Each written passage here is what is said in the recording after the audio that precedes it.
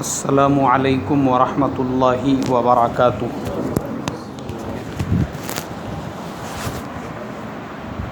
الحمد للہ نحمده ونستعینه ونستغفره ونؤمن به ونتوکل علیہ ونعوذ باللہ من شرور انفسنا ومن سیئات اعمالنا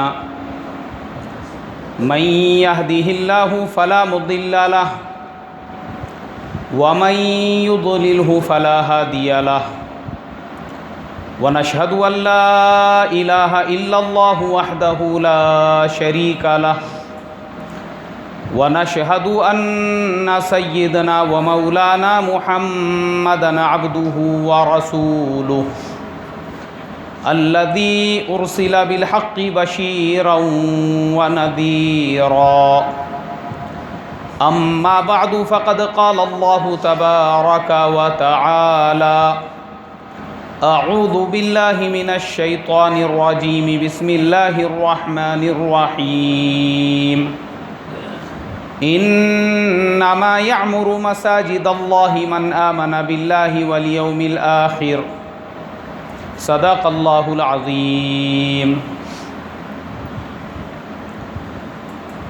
محترم بھائیوں، بزرگوں، دوستوں اور خصوصاً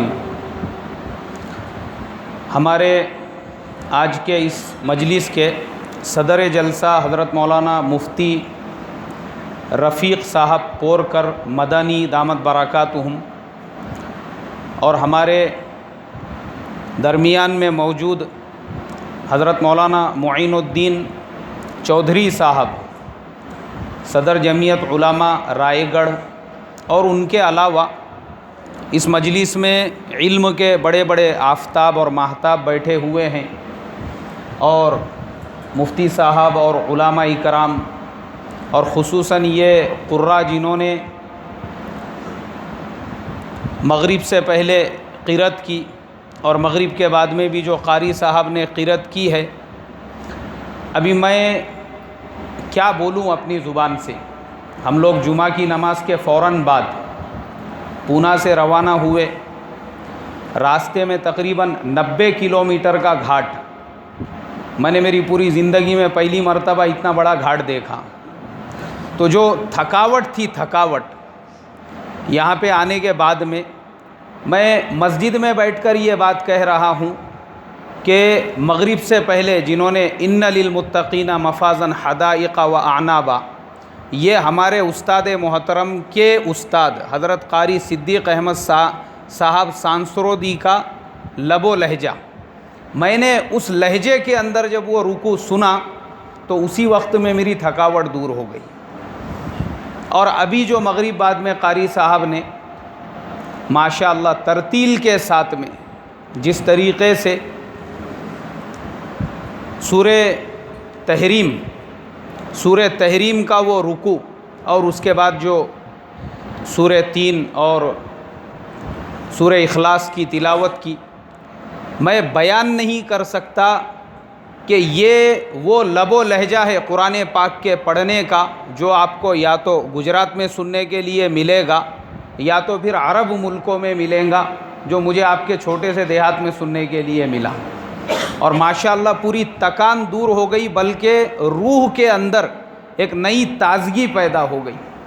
واقعی میں بھی قابل تعریف ہے یہ قراء اور یہ آپ کے یہاں پر جو شریک علماء ہے اور علم کے آفتاب اور ماہتاب ہے، اور آپ لوگ بھی مبارکباد کے مستحق ہے کہ ایسا مبارک موقع آپ کے بستی کے اندر ماشاءاللہ نئے مسجد کی تعمیر ہوئی ہے۔ اس مسجد کا جس وقت میں افتتاح یعنی کام شروع ہوا تھا، ہمارے نعیم بھائی نے مجھے اس وقت میں بھی میسیج کر کے دعا کی درخواست کی تھی کہ ہمارے یہاں پہ بستی میں ایک مسجد کا تعمیری کام شروع ہوا ہے، دعا فرمائیں۔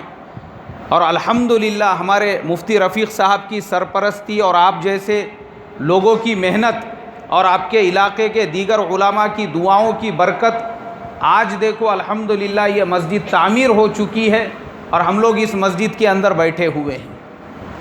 محترم بزرگوں، مسجد جو ہے نا، مسجد یہ مسلمان سماج کے ریڑھ کی ہڈی ہے، یہ ہمارے قوم کی، اس لیے کہ ہر وہ بستی جس بستی میں بھلے ہی 4 اینٹ کی مسجد کیوں نہ ہو، اگر مسجد ہے تو مسلمانوں کا بقا اس بستی اور اس شہر کے اندر ہے، اور جہاں پہ مسجد نہیں ہے بھلے مسلمانوں کی تعداد زیادہ ہو، لیکن میرے محترم بزرگوں ایک وقت ایسا آئے گا کہ ہمارا ایمان والا غیروں کے ساتھ کاندھے سے کاندھا ملا کر ان کی عبادتوں میں شریک ہوگا، صرف اس لیے کہ تعداد تو ہے مسلمانوں کی، اس مسجد میں کیا نہیں ہے بھائی؟ اس بستی میں کیا نہیں ہے؟ مسجد نہیں ہے۔ مسجد ہے، بھلے بستی کے مسلمان نماز کو نہ آتے ہو، لیکن ایمان کی جو روشنی ہے اور ایمان کا جو ایک مسلمان کے اندر غیرت ہونی چاہیے، ایمانی غیرت، وہ کم سے کم اس مسلمان میں باقی رہیں گی۔ اگر 5 وقت اس کے کانوں میں صرف اذان کی آواز بھی پڑے، بھلے وہ مسجد میں نہ آتا ہو، لیکن اس کے اندر کا احساس تو باقی رہے گا کہ میں کون ہوں؟ مسلمان ہوں۔ اور اگر مسجد نہیں ہے تو حال کیا ہوتا ہے وہ میں آپ کو بتاتا ہوں۔ ہمارے یہاں پونا کے اندر ایک ہمارے عزیز دوست ہے، کانٹریکٹر ہے، بڑے بڑے کام لیتے ہیں، دینی کاموں میں بھی بڑھ چڑھ کے حصہ لیتے رہتے ہیں، اکثر میری ان کی ملاقات ہوتے رہتی ہے، اکثر دینی کاموں کے تقاضوں کو پورا کرتے ہیں، لیکن ان کا جو مکان ہے وہ ایک ایسے علاقے میں، ایک دم ہائی فائی سوسائٹی میں، جہاں پہ سب غیروں کے مکانات ہیں، اور وہ 10 کلومیٹر کے ایریے میں کہیں پہ بھی مسجد نہیں ہے۔ ایک دن انہوں نے مجھے فون کیے، کہا کہ مولانا مجھے بہت ہی ارجنٹ اور ایمرجنسی آپ سے کام ہے، اگر آپ آج آ سکتے ہیں تو آج، نہیں تو کل صبح میں آئیے، ایک بہت ہی ضروری کام ہے۔ دوسرے دن میں پہنچا صبح میں ان کے پاس، میں بولا اور کیا بات ہے، کیا مسئلہ ہے، اتنا ایمرجنسی میں ارجنٹ میں آپ نے بلائے؟ بولے مسئلہ ایسا ہے کہ میں بذات خود مدرسوں کے اندر مسجدوں کے تعمیری کاموں میں بڑھ چڑھ کے حصہ لیتا ہوں، مدرسوں کے تقاضوں کو پورا کرتا ہوں، لیکن میرے گھر کا حال یہ ہوا، میرے بیٹے نے مجھ سے یہ کہا کہ ابا جان ہم کو کل چھٹی ہے۔ میں نے کہا بیٹے کیوں چھٹی ہے؟ بولے وہ مومیڈین لوگوں کا کچھ تو بھی فیسٹیول ہے، بولے اس کے لیے چھٹی ہے۔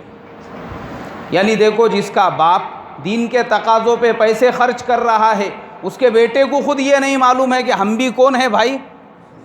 محمدی ہے، حضرت محمد صلی اللہ علیہ وسلم کے نام لیوا ہے، وہ بیٹا اپنے باپ سے بول رہا ہے کہ کل وہ مومیڈین لوگوں کا کوئی فیسٹیول ہے مسلمانوں کا، اس کے لیے بولے ہمارے اسکول میں چھٹی ہے۔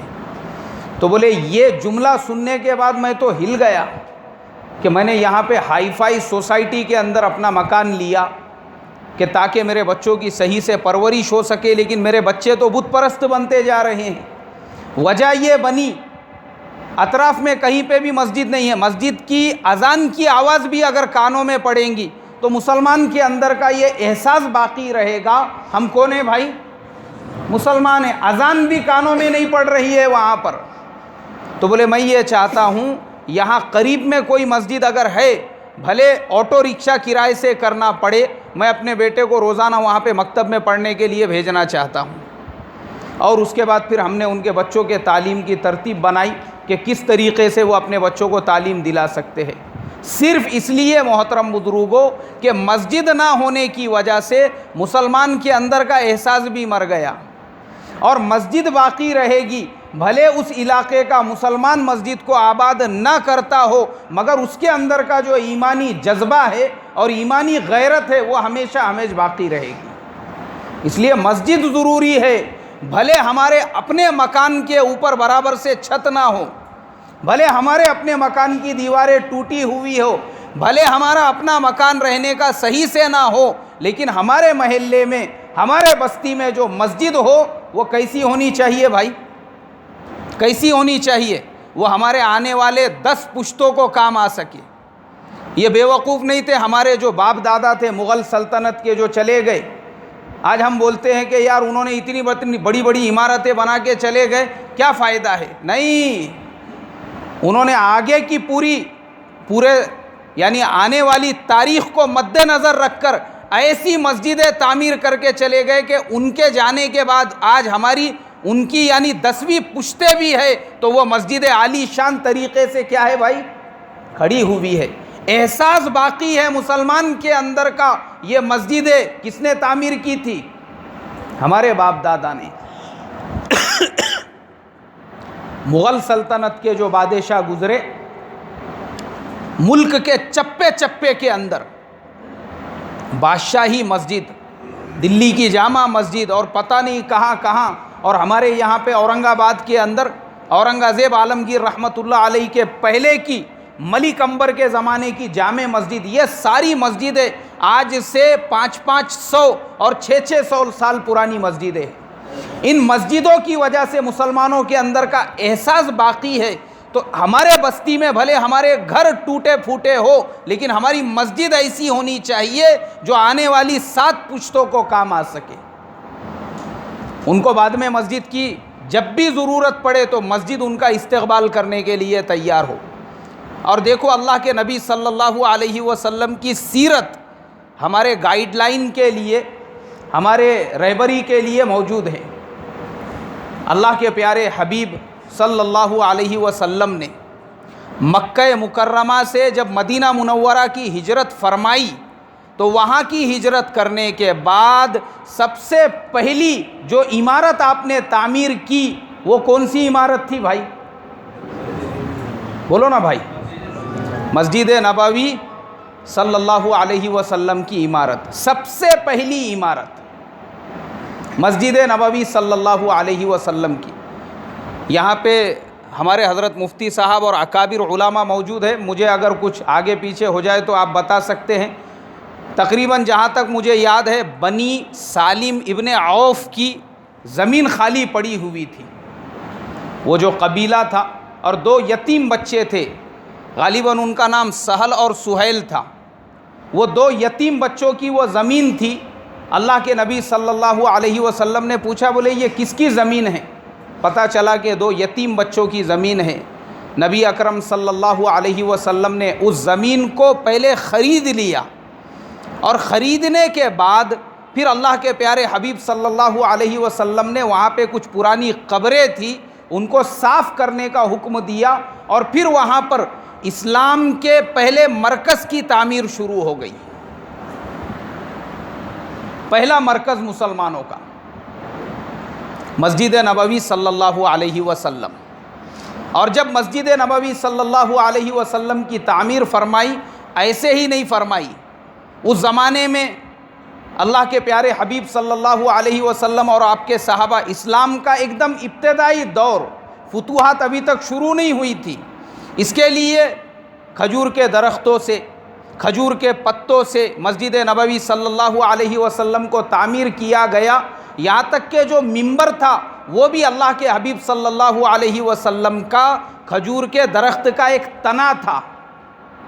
روایتوں میں ملتا ہے بعد میں کسی نے لکڑی کا ایک ممبر بنا کے اللہ کے حبیب صلی اللہ علیہ وسلم کی خدمت میں پیش کیا، اور اس ممبر کو ہٹانے کی ضرورت پڑی تو وہ بھی رونے لگا، اس میں سے رونے کی آوازیں آنے لگی.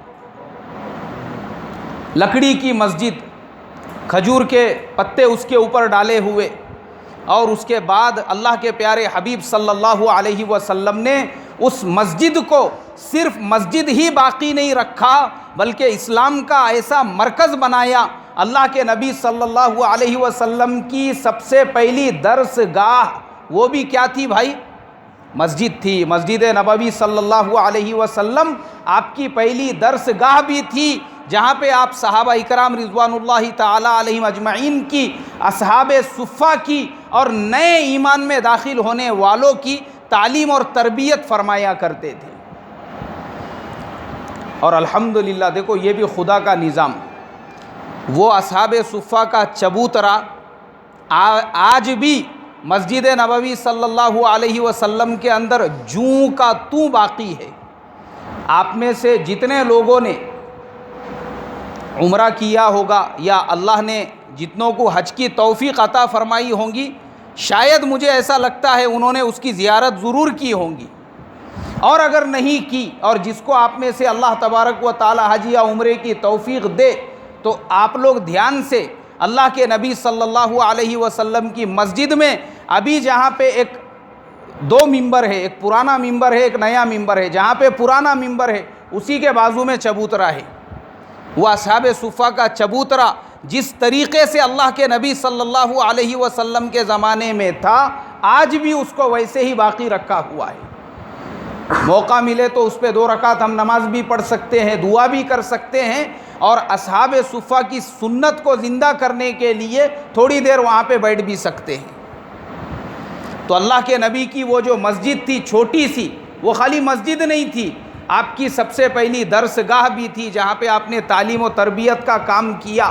اس کے علاوہ آپ صلی اللہ علیہ وسلم کی فوجی چھاونی بھی تھی، جس کے اندر بیٹھ کر اللہ کے پیارے حبیب صلی اللہ علیہ وسلم نے صحابہ اکرام کی جماعتوں کو تیار کر کے جہاں جہاں کے تقاضے ہوئے ان تقاضوں پہ روانہ بھی کیا۔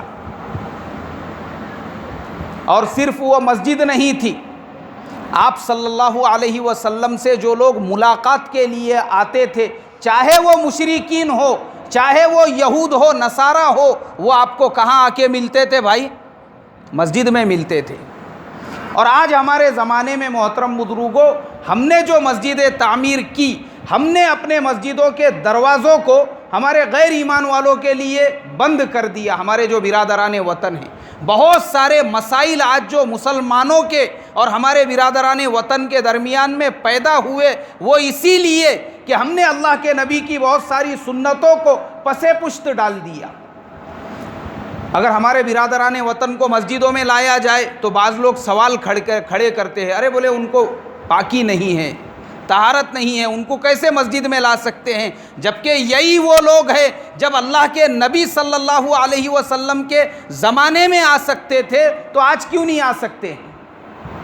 اور یاد رکھو، ہمارے اور ان کے درمیان کی جو غلط فہمیاں ہیں، دوریاں ہیں، یہ اسی وقت میں دور ہوں گی جب ہمارا آج کا مسلمان ان کو مسجدوں میں لا کر بٹھائیں گا۔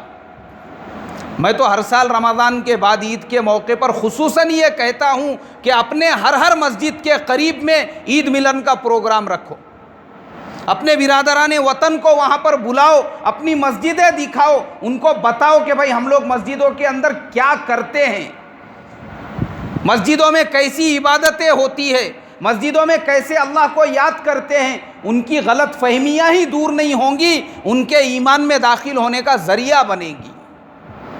اور میں آپ کو پریکٹیکل بتاتا ہوں، حیدرآباد کے اندر ہماری جماعت چل رہی تھی، اسٹوڈنٹس تھے ساتھ میں۔ اب ایک مسجد کے اندر ہماری جماعت رکی ہوئی تھی، دوپہر میں کھانے کا وقت ہو گیا، ہم لوگوں نے دسترخوان بچھائے، ساتھی بیٹھے کھانا کھانے کے لیے، میری خدمت کی ذمہ داری تھی۔ تو میں نے دیکھا کہ وضو خانے کے اندر 3 نوجوان بیٹھے ہوئے ہیں، وہ بالکل ایک دم اپ ٹو ڈیٹ ہے، فارمل ڈریسنگ کے اندر ہے، این وین کیے ہوئے، ٹائی وائی لگی ہوئی، اور کچھ آفیشیل ان کا ڈسکشن چل رہا ہے، وہاں پہ کوئی ڈسکس کر رہے ہیں۔ تو میں وہاں پہ گیا اور میں نے ان تینوں نوجوانوں سے ریکویسٹ کی، درخواست کی، میں نے کہا بھائی دیکھو ماشاءاللہ آپ کے مسجد کے اندر جماعت ہے، ساتھی کھانا کھا رہے ہیں، 2 لقمے اگر آپ لوگ بھی آ کے ہمارے ساتھ میں شریک ہو جائیں گے تو بڑی خوشی ہوں گی، میں نے کہا ہم لوگوں کو۔ تو انہوں نے کہا دیکھو ہم لوگ یہاں بستی کے ہی نوجوان ہیں، یہ ہمارے سامنے ہی مکانات ہے، آپ لوگ ہمارے مہمان ہیں، چاہیے تو یہ تھا کہ ہم آپ کی خدمت کرتے، لیکن آپ ہم کو جو ہے انوائٹ کر رہے ہو۔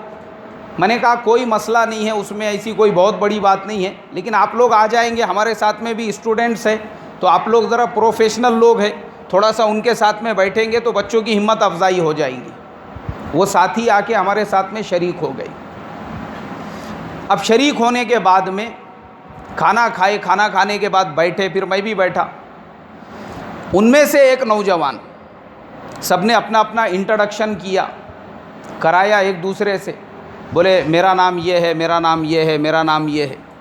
ایک نوجوان مجھے یاد ہے غالباً ان کا نام محمد انور، انہوں نے بتایا تھا، بولے مولانا صاحب میرا نام محمد انور ہے، لیکن یہ میرا نام محمد انور پہلے سے نہیں ہے، یہ محمد انور ہو کے مجھے 4 سے 5 سال ہوئے، میں ویسے تو ایک دم کٹر اور پیور برہمن تھا پہلے.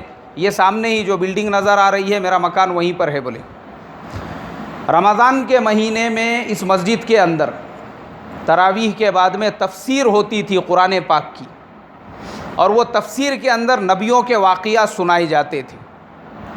اب ہمارا مکان تو سامنے ہی تھا. میری والدہ, میرے والد صاحب وہ گیلری کے اندر آ کے سنتے تھے کہ مسجد کے اندر کیا بیان چل رہا ہے. بعض اوقات میں بھی آ جاتا تھا, مجھے ایک دو واقعات بڑے اچھے لگے, پھر بولے میں مسجد کے چبوترے پہ آ کے بیٹھنے لگا, اور میرے دل میں وہ جو واقعات تھے انبیاء علیہم الصلاۃ والسلام کے, انہوں نے ایسے گھر کر دیے کہ میں نے اسی وقت میں طے کر لیا جن نبیوں کے یہ واقعات ہیں اور جس قرآن میں یہ واقعات ہے وہ قرآن جھوٹا نہیں ہو سکتا. میں ایمان میں داخل ہو گیا. اللہ کے فضل و کرم سے 4-5 سال ہو رہے ہیں.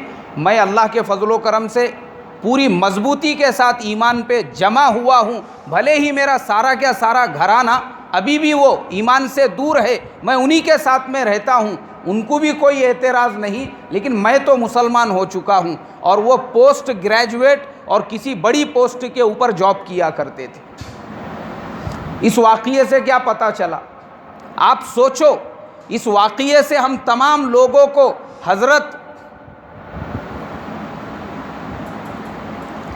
ایک صحابی اللہ کے نبی صلی اللہ علیہ وسلم کے زمانے میں مکہ مکرمہ کے اندر آئے تو ابو جہل اور مکہ کے جو دوسرے سردار تھے انہوں نے کہا اپنے کانوں میں روئی ڈال لو, اگر تم حضرت محمد صلی اللہ علیہ وسلم کی آواز سنو گے تو گمراہ ہو جاؤ گے. انہوں نے اپنے کانوں میں روئی ڈال دی. لیکن جب تہجد کے وقت اللہ کے پیارے حبیب صلی اللہ علیہ وسلم بیت اللہ کے سامنے قرآن پاک کی تلاوت کرنے لگے اور تہجد پڑھنے لگے تو گزرتے گزرتے ان کے کان میں سے انہوں نے تھوڑی سی روئی نکال کر وہ قرآن پاک کی جب آواز سنی, کہنے لگے کہ میں عرب کا اتنا بڑا شاعر ہوں, میں جانتا ہوں کہ یہ کلام نہ شاعری ہے نہ سحر اور جادو ہے, یہ خالصتاً اللہ تبارک و تعالیٰ کا کلام ہے. ایمان میں داخل ہو گئے. وہی واقعہ اس نوجوان کے ساتھ میں پیش آیا.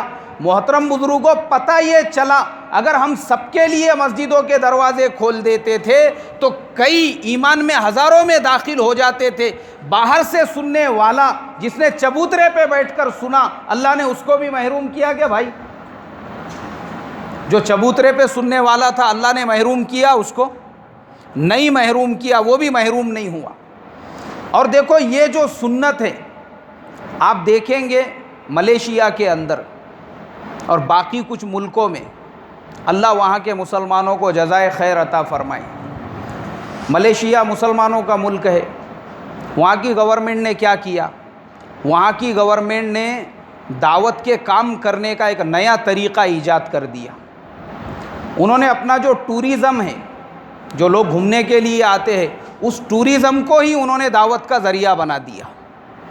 جیسے ہی آپ کوالالمپور ایئرپورٹ کے اوپر لینڈ کرتے ہیں اور وہاں پہ آفیسز جگہ جگہ پہ انہوں نے بنائے ہوئے ہیں کہ بھئی ہم کو آپ کے ملک میں گھومنا ہے, تو گھومنے کے نام پر اس ملک میں غیروں کی بھی بہت ساری نشانیاں ہیں, انہوں نے ان ساری نشانیوں کو بازو میں رکھ دیا اور اپنے ملک میں بڑے بڑے مسجدوں کی تعمیر کی.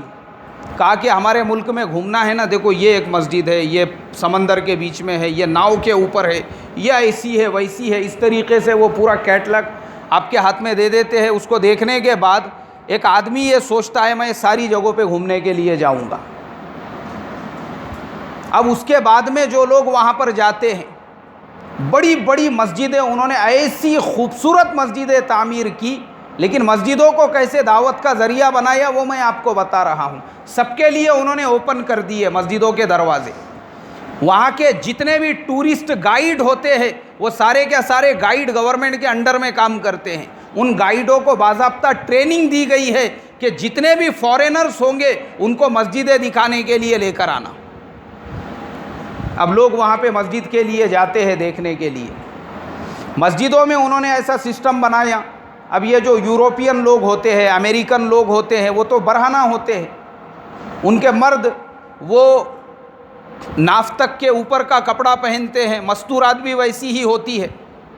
उन्होंने वहाँ पे ऐसा नज़्म किया, जैसे ही ये लोग वहाँ पे गेट पर पहुँचते हैं वैसे ही उन मस्तूरात को एक अबाया जिसे कहेंगे या एक लंबा जुब्बा कहेंगे वो उनको पहना दिया जाता है।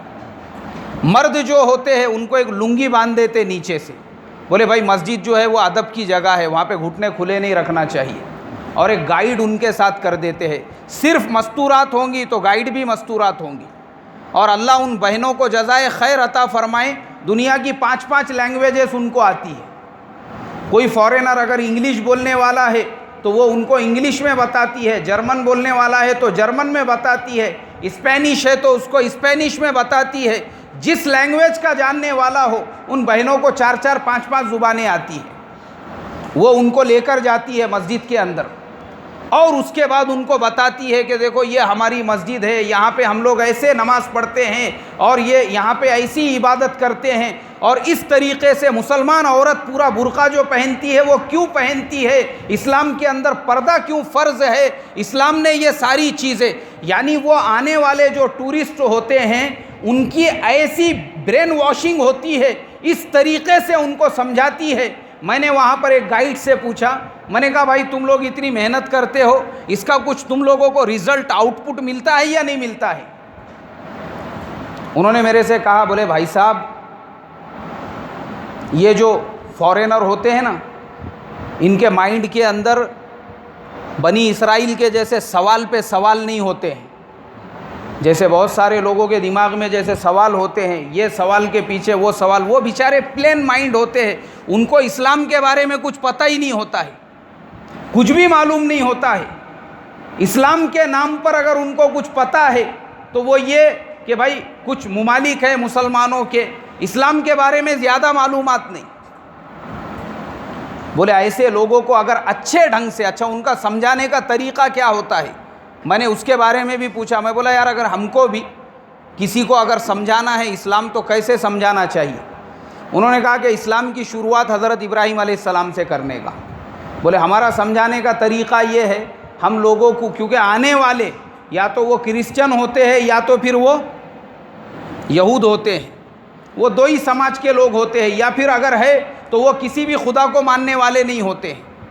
खुदा को नहीं मानने वाला रहा उसको थोड़ा समझाने में तकलीफ़ होती है, लेकिन जो यहूदी है और जो ईसाई है उसको समझाने में ज़्यादा तकलीफ़ नहीं होती है। क्यों? इसलिए कि ऑलरेडी वो किसको मानता है भाई? अल्लाह को मानता है। हज़रत इब्राहीम अलैहिस्सलातु वस्सलाम, उनका बोलना ये होता है कि भाई जो जीनियालॉजी है हज़रत इब्राहीम अलैहिस्सलाम से जो नसब चला है वो हज़रत दाऊद अलैहिस्सलातु वस्सलाम का, हज़रत मूसा अलैहिस्सलाम का और हज़रत ईसा अलैहिस्सलाम तक, जो क्रिश्चियन कहते हैं कि हज़रत ईसा अलैहिस्सलाम भी वो हज़रत इब्राहीम अलैहिस्सलाम की नस्ल से, उनकी जीनियालॉजी से। तो बोले हमको इस्लाम समझाने में इसलिए आसानी होती है, फिर हम उनको डायरेक्ट हज़रत इब्राहीम से जोड़ते हैं कि देखो हज़रत इब्राहीम के एक और बेटे थे जिनका नाम हज़रत इस्माइल था, जो सैमुअल्स जिसको तुम लोग कहते हो, वो हज़रत इस्माइल अलैहिस्सलाम, वो जो बेटे थे हज़रत इब्राहीम के, उनकी नस्ल अरब में चली और उसी नस्ल से कौन पैदा हुए? हज़रत मोहम्मद सल्लल्लाहु अलैहि वसल्लम। हज़रत मोहम्मद सल्लल्लाहु अलैहि वसल्लम की भी जो जीनियालॉजी और जो नसब है वो किससे जाकर मिलता है? हज़रत इब्राहीम अलैहिस्सलाम से। तो ये सारे नबी जाकर हज़रत इब्राहीम अलैहिस्सलाम पे सबका जाके नसब मिल जाता है, इसलिए वो भी हज़रत इब्राहीम अलैहिस्सलाम की औलाद में से थे और अल्लाह ने उनको नबी बनाया था। बोले ये सारे फैक्ट है, हम इस तरीक़े से जब समझाते हैं, उन्होंने ये बताया कि हमारा ये समझाना, ये मेहनत करना बेकार नहीं जाता। सैकड़ों ऐसी औरतें और मस्तूरात है जो बरहना सर मस्जिदों के अंदर आई थी, हमने उनके सरों पे जो एक मर्तबा दुपट्टा पहनाया, उसके बाद वो कब्रों में चली गई, वो दुपट्टा उनके सर से नीचे नहीं उतरा। जिनके बदन पे हमने लुंगी उड़ा दी थी, उसके बाद वो कब्रों में चले गए ईमान में दाखिल होने के बाद, उसके बाद उन्होंने कभी भी नाफ के ऊपर कपड़ा नहीं पहना। अल्लाह ने ईमान को उनके दिलों में पेवस्त कर दिया। किसको उन्होंने अपने तबलीग का ज़रिया बनाया भाई? अरे भाई बोलो ना। मस्जिद को उन्होंने तबलीग का ज़रिया बनाया। मस्जिदें बड़ी बड़ी तामीर की, جانے والے جا رہے ہیں مسجد کے نقش و نگار دیکھنے کے لیے، جانے والے جا رہے ہیں مسجد کے فن تعمیر کو دیکھنے کے لیے، وہ وہاں پہ بلا رہے ہیں، اور اسی مسجد میں بلانے کے بعد ان لوگوں کو کیا سمجھا رہے ہیں؟ اسلام سمجھا رہے ہیں، ایمان سمجھا رہے ہیں۔ اور اس طریقے سے محترم بزرگوں ہزاروں لوگ ایمان میں، اس کے بعد جب وہ جاتے ہیں، جاتے وقت میں ان کو ایک گفٹ پیک دیا جاتا ہے، اس میں کچھ بیسک کتابیں ہوتی ہے، سی ڈی ہوتی ہے کہ بھائی تم کو اسلام کی اسٹڈی اگر کرنا ہے، دیکھو اس کے اوپر تم اسٹڈی کرو، اور تمہارے ذہن میں کوئی اشکال ہو، کوئی سوال ہو، یہ یہاں پر ہمارا ای میل ہے، یہ یہاں پر ہم 24 گھنٹے آپ کے لیے اویلیبل ہے، آپ کسی بھی وقت میں ہم کو کال کر کے، اور باضابطہ ان کی پوری ٹیمیں وہاں پر بیٹھ کر اس طریقے سے اسلام کی محنت کر رہی ہے۔ لیکن شروعات کہاں سے ہوئی بھائی؟ مسجد سے ہوئی۔ مسجد معمولی طاقت نہیں ہے، اور ہم نے اپنے بڑوں سے سنا، ہمارے بڑے فرمایا کرتے تھے کہ اس ملک کی آزادی کے بعد جب ملک 2 حصوں میں تقسیم ہوا، ہزاروں گاؤں اس ملک کے ایسے تھے جو ارتداد کا شکار بن گئے، لیکن ہر وہ گاؤں، بھلے اس گاؤں میں چھپرے کی مسجد تھی، اللہ نے اس گاؤں کو مرتد ہونے سے بچا لیا۔ کیسے بچا لیا بھائی؟ ارتداد سے بچا لیا۔ تو اس کے لیے میرے محترم بزرگوں، یہ مسجد کی تعمیر آپ کے بستی میں، آپ کے گاؤں میں، آپ کے اپنے علاقے میں یہ معمولی نہیں ہے۔ اس کو ایک چھوٹی سی مسجد یا چھوٹا سا در و دیوار مت سمجھو، یہ قوموں کے اندر انقلاب پیدا کرنے کا ذریعہ ہے۔ یہ اس کے ذریعے سے نسلوں میں انقلاب پیدا ہوں گے۔ یاد رکھو، حضرت مولانا الیاس صاحب رحمۃ اللہ علیہ نے دعوت و تبلیغ کی جو بنیاد رکھی تھی، وہ کوئی بہت بڑی عالی شان مسجد نہیں تھی، وہ کوئی بہت بڑا قلعہ نہیں تھا، وہ اس سے بھی زیادہ ٹوٹی پھوٹی مسجد تھی، لیکن نیتوں میں اخلاص تھا اور کام کرنے کے اندر پورا جوش و خروش تھا، اور اللہ کی ذات پر 100% یقین تھا۔ وہی ٹوٹی پھوٹی مسجد سے جس محنت کو شروع کیے تھے، اللہ نے آج پورے عالم کی محنت اس کو بنایا یا نہیں بنایا؟ ہاں بھائی، بالکل بنایا۔ تو اس کے لیے میرے محترم بزرگوں، آپ کی یہ جو مسجد ہے، اس مسجد کی تعمیر میں جس انسان نے بڑی رقم دے کر کہ بھائی میری طرف سے اس مسجد کو تعمیر کیا جائے، اس نے اپنے لیے آخرت کا سامان کر دیا۔ جن بھائیوں نے اپنی طرف سے ریت دے کر، اینٹ دے کر، پتھر دے کر، دروازے کھڑکیاں دے کر کہ بھائی میرے سے جتنا ہو سکتا ہے یہ لو، انہوں نے اپنی آخرت کا سامان کر دیا۔ اس لیے کہ ہر وہ انسان جس کا اس مسجد کی تعمیر میں بھلے 1 روپیہ لگا ہو، 10 روپیے لگے ہو یا لاکھوں روپیے لگے ہو، ہر ایک اللہ کے وعدے کے مطابق جنت میں محل کا مستحق بن گیا۔ کائے کا مستحق بن گیا بھائی؟ ہاں، یقین ہونا چاہیے اللہ کی ذات پر۔ اللہ تبارک و تعالی مقدار کو نہیں دیکھتے، کس نے زیادہ دیا اور کس نے کم دیا۔ اللہ کے نزدیک زیادہ دینے والے کے لیے بھی اتنا ہی ہے جتنا کم دینے والے کے لیے، اس لیے کہ زیادہ جو دینے والا ہے اس کی کیپیسٹی اتنی ہے، اس لیے اس نے اتنا دیا، اور جس نے کم دیا وہ کم دینے والا بھی وہ بیچارہ غریب ہے، اس کی اپنی کیپیسٹی اتنی ہی ہے، اور وہ اپنی کیپیسٹی کے حساب سے جو دے سکتا تھا اس نے دیا۔ اللہ کے نزدیک دونوں قابل قبول ہے۔ اور غزوہ تبوک کا واقعہ ہمارے سامنے، ایک طرف حضرت ابو بکر صدیق رضی اللہ تعالی عنہ کے پورے گھر کا سامان ہے، حضرت عبد الرحمن ابن عوف کے پورے تجارت کا سامان ہے، لیکن ایک صحابی غالباً جن کا نام حضرت عقیل رضی اللہ تعالی عنہ تھا، وہ مٹھی بھر کھجور لے کر آئے، جو لنگڑے اور لولے تھے، اللہ کے نبی نے اس مٹھی بھر کھجور کو بھی کائے کے اوپر رکھ دیا، سب کے اوپر رکھ دیا۔ تو اس لیے محترم بزرگوں، جنہوں نے زیادہ دیا اللہ ان کو بھی جنت میں محل عطا فرمائیں گے، جنہوں نے درمیانی دیا ان کو بھی اللہ جنت میں محل عطا فرمائیں گے، اور جنہوں نے اپنی جتنا دے سکتے تھے اتنا دیا، اللہ ان کو بھی جنت میں کیا عطا فرمائیں گے؟ محل عطا فرمائیں گے۔ اس لیے اللہ کی ذات سے نا امید نہ ہوں، اور محترم بزرگوں، باقی جو تقاضے ہیں اس مسجد کے، ابھی جیسا کہ مغرب سے پہلے اعلان کیے بہت سارے تقاضے ابھی باقی ہے، تو میں آپ تمام لوگوں سے درخواست کروں گا، بڑھ چڑھ کر، آپ کی اپنی مسجد ہے، آپ کے اپنے بستی کی ہے، اپنے علاقے کی ہے، جیسے اب تک آپ لوگوں نے بڑھ چڑھ کر اس میں حصہ لیا، باقی کے تقاضوں کو بھی آپ پورا کرنے کی پوری فکر کریں، کوشش کریں۔ میں اللہ تبارک و تعالیٰ سے دعا کروں گا، اللہ تبارک و تعالیٰ اس مسجد کی تعمیر کے سلسلے میں جس نے اپنے اعتبار سے جو فکر کی اس کو جزائے خیر عطا فرمائے، دنیا اور آخرت میں اس کا بدل عطا فرمائے۔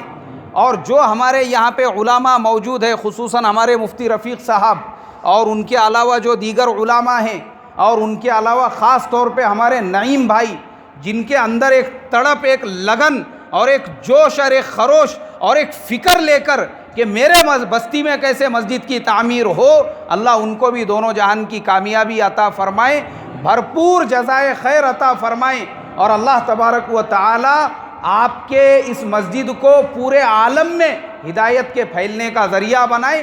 السلام علیکم ورحمۃ اللہ وبرکاتہ، وآخر دعوانا ان الحمد للہ رب العالمین۔